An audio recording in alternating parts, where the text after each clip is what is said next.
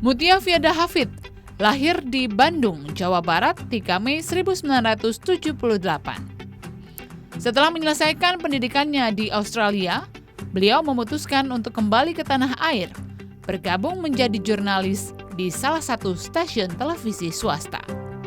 Namanya semakin dikenal publik ketika menjadi sandra saat melakukan peliputan di Irak tahun 2005. Hidup seolah selalu punya kejutan. Berbekal pengalaman dan kesempatan, beliau memutuskan untuk terjun menjadi politikus dengan mencalonkan diri menjadi anggota legislatif. Kini sang jurnalis fokus berkiprah menuntaskan amanah yang diembannya sebagai Ketua Komisi 1 Dewan Perwakilan Rakyat Republik Indonesia.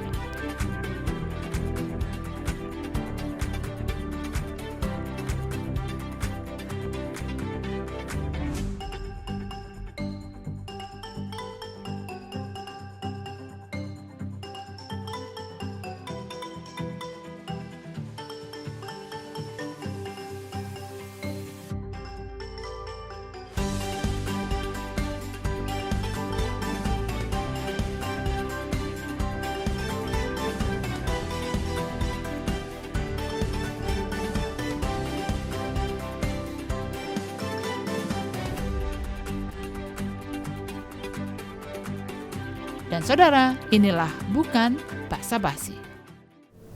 Pemirsa, perjalanan hidup manusia hanya Tuhanlah yang tahu. Manusia hanya mengetahui masa lalunya dan tidak akan pernah mengetahui apa yang akan menjadi masa depannya.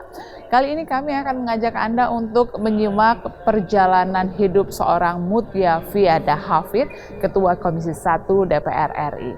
Dulunya beliau lebih dikenal sebagai seorang jurnalis dan pernah menjadi sandra ketika melakukan peliputan di Irak selama 168 jam. Seperti apa kisah hidup seorang Mutia Hafid? Ikuti kami dalam Bukan Basa-Basi bersama saya, Wima Yaksa Rustam. Bang Mutia Hafid, apa kabarnya? Apa kabar? Akhirnya ketemu juga ya, udah janjian lama nih. Betul sekali, selamat datang dulu ya Pak ya di Bumi Sriwijaya. Terima kasih, senang sekali. Ini ngomong-ngomong di antara waktunya yang cukup padat ini, akhirnya bisa berjumpa bersama Pak Mutia Hafid. Pak Mutia Hafid, ini kalau berbicara seorang Mutia Hafid tentunya yang ada di benak pemirsa adalah bagaimana kasus penyanderaan di Irak di tahun 2005, 168 jam, menyita perhatian masyarakat. Sebenarnya seperti apa sih kisah itu? Jadi kejadian tahunnya tuh 2005, jadi cukup lama ya. Cuman memang sampai sekarang meskipun sudah jadi politisi, banyak kalau ketemu masih ada orang yang tanya kejadian waktu di Irak. Termasuk mitra-mitra Komisi 1 ya. Memang saya coba ingat-ingat lagi ya, meskipun ini sesuatu yang nggak mungkin terlupa, tapi tetap karena dia banyak sekali peristiwa yang menegangkan, jadi saya harus recollect memories. Tapi saya waktu itu masih jadi wartawan dan tahun 2005 tuh ke Baghdad ditugaskan untuk meliput pemilu ketika itu. Nah, pemilu pertama pasca Saddam Hussein jatuh dan ya udah ketika meliput disandra gitu. Seperti apa sih kejadiannya waktu itu sehingga akhirnya bisa Mbak Mutia kemudian bersama seorang kameramen waktu itu menjadi tawan? Iya, memang wartawan di daerah perang itu resikonya adalah disandra. Itu sudah opsi mendingan kalau harus milih daripada dibunuh. Iya betul. Jadi banyak sekali wartawan yang juga dibunuh. Jadi saya juga bersyukur bahwa saya bisa keluar dengan selamat karena sebagian besar dari wartawan yang disandra di Irak waktu itu juga mereka sampai ada yang ditembak, ada yang bagaimana cara mereka membunuh dan mematikannya gitu. Jadi ini buat saya agak susah sih untuk mengingat kembali sebetulnya ya. Tapi ya seperti itu. Jadi bagi saya sudah bersyukur bahwa waktu itu bisa keluar dengan selamat. Terima kasih kepada doa bangsa ya waktu itu yang ya paling banyak doa lah. Kalau kita pakai logika kayaknya hitungannya hampir nggak mungkin kita bisa selamat. Tapi karena doa bangsa waktu itu yang cukup dari berbagai agama bahkan ketika itu, dan saya tahunya itu setelah kembali, ya alhamdulillah bisa kembali dengan selamat. 168 jam. Bagaimana kondisi yang tentunya sangat mencekam di sana dengan kondisi Ya, kita kan tinggalnya di gua ya, di Sandranya di di gua? gua, di gurun pasir. Mhm. Nah, sekali lagi kondisi di sana tuh perang. Jadi Amerika Serikat masuk dan koalisi dan banyak koalisinya, dan mereka tuh mencari sisa-sisa tentara Saddam Hussein misalnya yang melakukan perlawanan. Jadi yang menculik kita waktu itu adalah mengakunya sebagai mantan ex tentaranya Saddam Hussein gitu misalnya ya, dan kita dibawa ke gua selama 7 hari, tinggal di dalam gua ya, jadi di atas pasir, sedang dingin waktu itu ya di Irak, jadi seperti itulah keadaannya gitu. Ya dengan senjata tentunya menjaga kami setiap hari. Apa yang terbersit di benak seorang Mutia Hafid ketika di Sandra? Mati lah pasti. Oh iya? Karena sebagian besar yang ditahan itu dibunuh. Jadi di awal sudah pasrah bahwa ini mungkin akhir dari hidup saya gitu, karena memang data fakta, saya wartawan jadi saya tahu data-datanya. Saya bahkan kerap memberitakan teman-teman wartawan yang di Sandra. Kita juga ketika itu ada wartawan yang sedang di Sandra juga di Aceh. Waktu itu masih Daulat Militer Aceh. Saya sebelumnya meliputi Aceh. Jadi itu pikiran waktu itu ya mungkin mati gitu, karena kan mereka bersenjata laras panjang, tentara, sebagian memanggil mereka teroris, sebagian ya. Saya mungkin itu perdebatan ya, apakah mereka teroris atau hanya membela negaranya dan lain-lain. Tapi ya semua yang menakutkan pasti muncul. Tapi ketika itu makanya saya katakan alhamdulillah sekali, saya bersyukur bahwa saya bisa selamat. Tidak ada harapan saat itu, tapi harapan pasti ada ya, manusia. Jadi takut, tapi kita tetap yakin. Kadang optimis, kadang pesimis gitu. Karena suasana 7 hari dalam kondisi seperti itu beda sekali dengan 7 hari kita melakukan aktivitas sehari-hari ya. Setiap menit, setiap jam itu terasa sangat lama. Tapi setelah itu apakah pernah pada saat kejadian merasa sedikit penyesalan? Kenapa saya berada di posisi ini? Kenapa saya harus dikirim di sini? Saya tidak pernah menyesal menjadi wartawan dan nggak pernah ada rasa kenapa sih harus berangkat? Sebuah kebanggaan untuk seorang wartawan ditugaskan ke wilayah seperti itu. Jadi dari awal tuh saya sadar, dan dari awal itu bahkan saya bersyukur diberikan penugasan ke Irak, karena nggak semua orang dipercaya untuk berangkat ke daerah seperti itu. Dan saya perempuan, jadi dulu itu jarang sekali perempuan ditugaskan ke daerah konflik, apalagi ini ke Irak. Jadi nggak cuma daerah-daerah yang berat di Indonesia, tapi ke Irak gitu. Jadi saya mensyukuri dan sebenarnya saya menikmati. Jadi saya 10 hari tuh sudah liputan di Irak sebelum di Sandra. Saya menikmati betul bagaimana merekam peristiwa di Irak, bagaimana merekam negara yang sedang dalam kondisi seperti itu ya. Karena dalam kondisi konflik itu biasanya manusia, kita bisa memotret manusia begitu apa adanya. Jadi tidak ada penyesalan sama sekali. Tidak ada penyesalan sama sekali dengan semua kejadian itu. Justru ini adalah bagian dari perjalanan hidup gitu Mbak Mutia. Ya ketika itu nggak tahu akan selamat. Tapi juga nggak ada rasa penyesalan, ketika tahu ya di Sandra ya udah ini resiko. Yang kita pikirkan gimana caranya mengambil hati mereka, misalnya bagaimana caranya membuat mereka Saya ingat sekali waktu itu kan Desember 2004 tuh tsunami. Saya mencoba mengambil hati mereka dengan cerita bahwa kita tuh di Indonesia tuh lagi banyak ini ada tsunami, bencana pada saat itu. Gitu. Kenapa kalian menangkap kita sesama Muslim, persaudaraan Muslim, dan Indonesia kan memang selalu mendukung Irak dari dulu. Jadi saya bilang kenapa? Tapi kan mereka nggak tahu kita orang Indonesia betul-betul. Sampai akhirnya presiden bicara. Jadi mereka waktu itu mengatakan bahwa kamu akan bebas kalau presiden presiden Anda bicara gitu. Baik, apakah ini juga menjadi sebenarnya salah satu perjalanan yang cukup disyukuri sehingga ada step berikutnya yang justru terbuka begitu. Tapi jangan dijawab dulu Mbak Mutia, kita akan jeda sejenak. Pemirsa tetaplah bersama kami. Usai jeda berikut bukan basa-basi, masih akan kembali.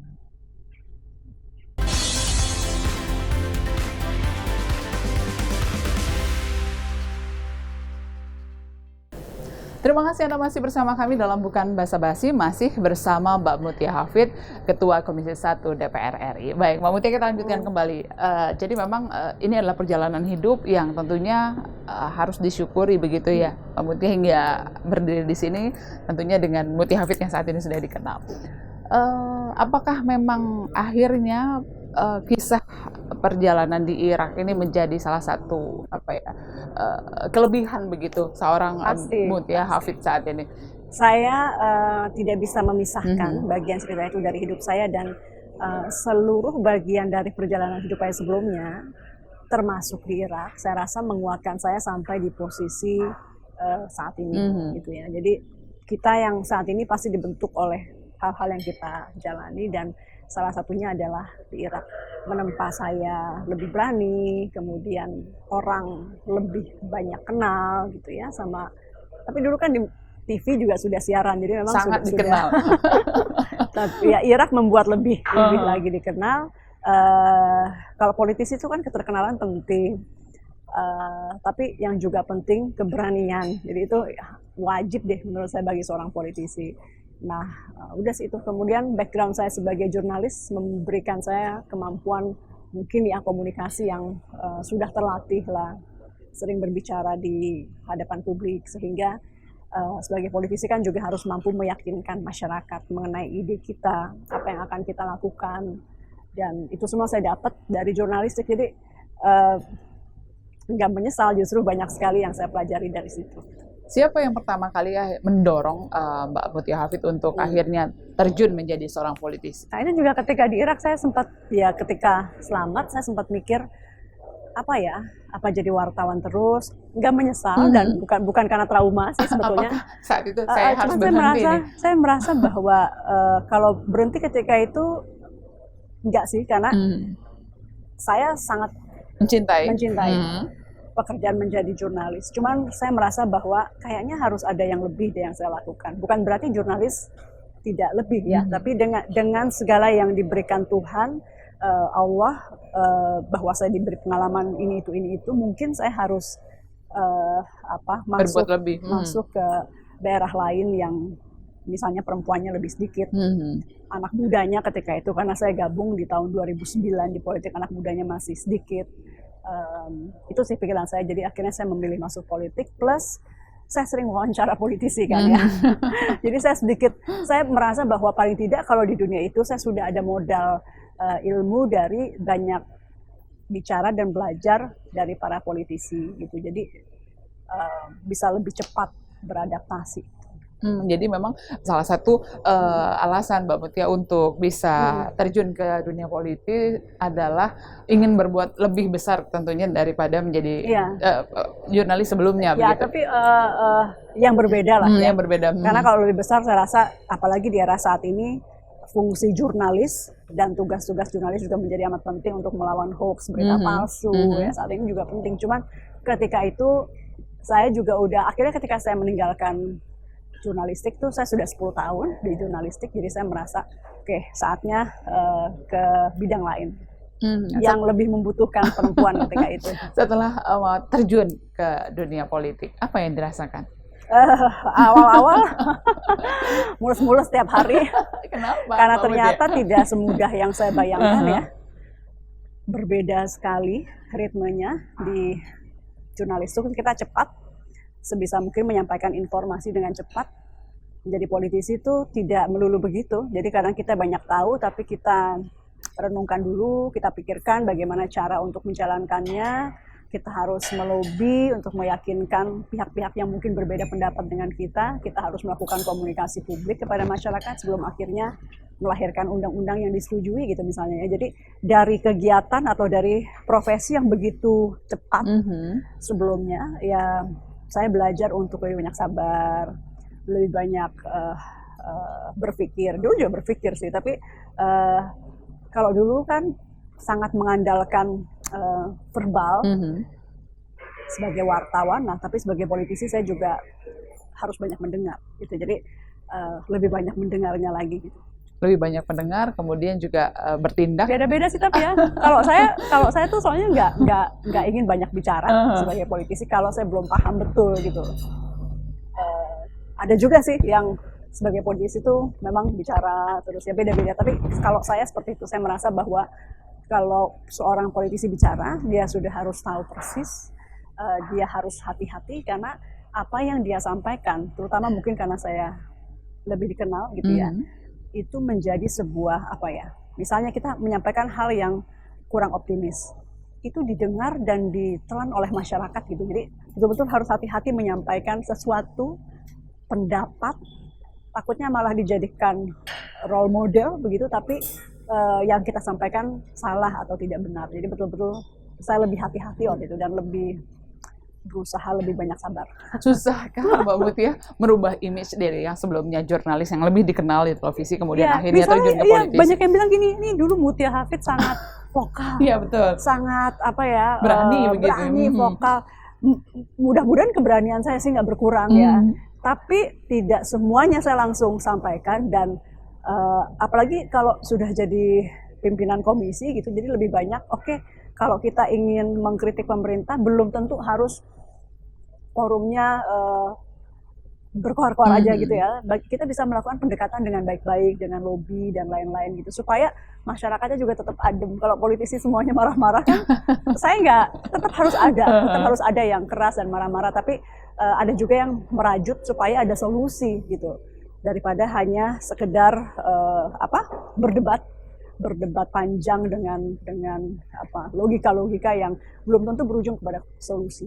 Baik, Mbak Mutia, kalau menurut seorang Mbak Mutia sendiri, apakah memang keterwakilan perempuan dalam legislatif itu sudah sesuai? Masih jauh, masih kurang sekali. Kita sekarang tuh baru di 20% 20 atau 21%. Naik sih memang. Ketika saya gabung pertama tuh mungkin sekitar 11 ya, 12 gitu ya, lupa saya. Terus karena di tengah jalan suka ada pergantian antar waktu, jadi angkanya itu tidak persis, tapi terus naik pelan-pelan 17, 18, sekarang 20 gitu ya. Jadi itu menurut saya hal yang baik. Namun demikian belum terlalu sesuai keinginan kita, kan targetnya 30%. Yeah.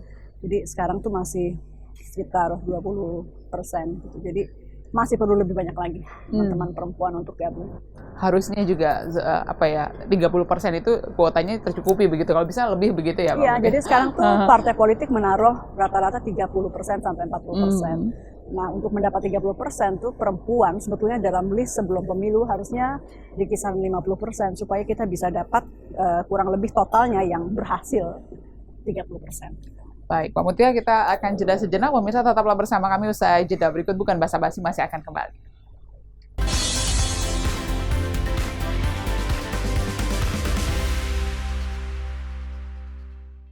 Terima kasih pemirsa, Anda masih bersama kami dalam Bukan Basa-Basi. Mbak Mutia, kita lanjutkan kembali. Sebenarnya sebelumnya sudah... Kamu nggak bosan? Udah lama denger cerita aku. Ini menarik banget. Akhirnya bisa mengetahui sebenarnya seperti apa sih perjalanan hidup seorang Mutia Hafid. Mbak Mutia, pernah bermimpi nggak sih berada di posisi ini? Ketua Komisi 1 Dari dulu tuh DPR jadi wartawan juga tidak pernah didesain khusus mau jadi wartawan. Saya insinyur, jadi saya ambilnya teknik industri, teknik manufaktur tepatnya. Cuman saya lulus ketika kita baru sekali masuk reformasi. Jadi saya lulus di tahun 2000 dan tahun 98 kita mengalami reformasi. Sambil duduk ya? Oh iya boleh. Capek. 98 kita reformasi, 2000 kita masih. Ingat gak sih Pak Habibie kan membuat pers jadi lebih terbuka di tahun itu. Jadi dibuka kerannya. Betul-betul dibuka. Dulu semua orang menonton TVRI saja. Tapi jadi ada TV-TV baru bermunculan ya. Dan menurut saya itu bisa memperkaya. Dan waktu itu ada TV Berita Pertama yang menawarkan saya untuk gabung Metro TV ya. Jadi saya masuklah, selesai ujian, belum lihat hasil tuh. Saya waktu itu kuliah di Australia karena saya dapat beasiswa dari Pak Habibie. Pulang ke Indonesia langsung tes di Metro TV, masuk, udah langsung jadi wartawan. Jadi wartawannya dadakan, belajarnya otodidak. Di Australia saya pernah sih siaran di radio, tapi radio komunitas gitu. Jadi bukan berita-berita. Sebenarnya bukan jadi wartawan, jadi penyiar radio aja, tapi mungkin itu juga jadi bekal saya untuk jadi wartawan. Saya mulai betul-betul dari nol, saya belajar setiap hari karena betul-betul pingin waktu itu jadi wartawan, dan alhamdulillah berhasil. Setelah itu juga nggak pernah bayangkan jadi politisi. Apalagi ketua komisi, hanya politisinya aja belum kebayang, tapi terus masuk. Di tahun-tahun pertama sempat agak stres, tadi seperti saya sampaikan, karena dunianya berbeda sekali. Di tahun atau periode kedua, saya udah 3 periode di DPR. Periode kedua mulai megang, akhirnya mulai ngerti setelah-setelahnya, mulai ngerti, dan saya diberi amanah menjadi pimpinan. Pertama pimpinan badan kerjasama antar parlemen, jadi yang berhubungan dengan parlemen dunia. Kemudian pimpinan di Komisi 1, wakil ketua di periode lalu, dan periode ini diamanahkan jadi ketuanya. Dan saya berbangga hati dan bersyukur, mudah-mudahan bisa mewakili teman-teman perempuan, karena kalau nggak salah nggak ada ketua Komisi 1 perempuan sebelumnya gitu. Jadi mudah-mudahan ini memberi semangat. Sekarang saya targetnya bukan lagi posisi-posisi ya. Posisi itu penting karena kalau kita ingin berpengaruh kita harus mengambil posisi ya. Tapi sekarang udah bukan itu lagi. Saya berharap yang saya lakukan ini bisa membuat lebih banyak lagi perempuan untuk masuk politik gitu. Jadi bagaimana bisa menginspirasi, membuat orang tertarik untuk masuk politik. Jadi jalan hidup yang mengantarkan Mbak Mutia hingga di posisi ini, tidak by design. Tidak by design. Tapi kuncinya satu sih, harus kerja keras. Harus kerja keras. Karena kita tidak mendesain dari awal, jadi ketika kita masuk kita betul-betul harus kerja keras. Lalu next step apa Mbak Mutia? Apa lagi? Jadi sekarang sih udah tinggal, bukan tinggal ya, pasti masih banyak. Ya itu kan saya selalu nggak berencana jauh ke depan, tapi paling tidak yang terbayang bagi saya adalah saya bisa menarik lebih banyak lagi perempuan dan juga anak-anak muda masuk politik. Sekarang sih kalau anak mudanya lumayan loh. Saya masuk dulu tuh mungkin nggak punya teman sebagai anak muda, nggak banyak soalnya. Sekarang sudah mulai banyak ya, ada anggota DPR termuda usianya 20-an. Tinggal bagaimana meningkatkan kualitas mereka. Nah, jadi harus menunjukkan juga bahwa jadi politisi harus punya kualitas. Jadi tidak cukup hanya perempuan, tidak cukup hanya anak muda, tapi ketika masuk membawa dua brand minoritas itu, perempuan kan minoritas ya, dan anak muda masih minoritas di politik. Ya betul-betul harus membuat atau memberikan nama yang baik bagi kelompok itu. Tertarik untuk maju menjadi kepala daerah? Nah, belum sih, tapi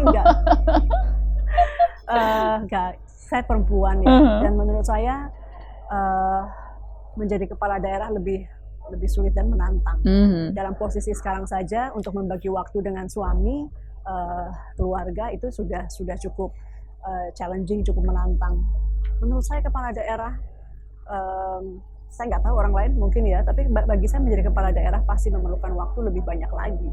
Karena kalau di DPR kita kolektif kolegial 575 anggota gitu. Kalau di kepala daerah kan 1 ya. Iya, betul. Dan ya pasti akan lebih sulit menurut saya gitu. Tapi tantangannya lebih besar juga ya Mbak Mutia.